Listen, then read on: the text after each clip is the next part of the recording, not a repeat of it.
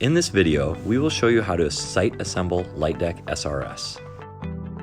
Using sawhorses or another workable area such as a stack of LightDeck, place two steel studs, making sure the C-channels facing inward towards each other. Place your first piece of LightDeck onto the steel stud so it is flush with the end of each stud. Continue adding LightDeck sections onto the steel studs. Measure the final piece.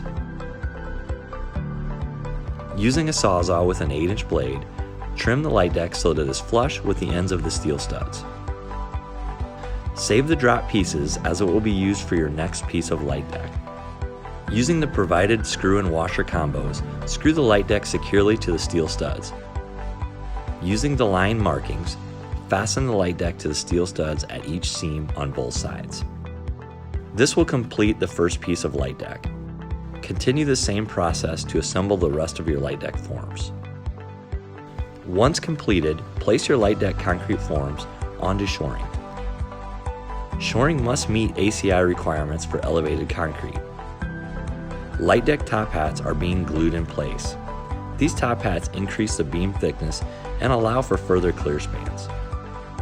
Follow all local building codes and engineering reinforcement requirements before placing concrete.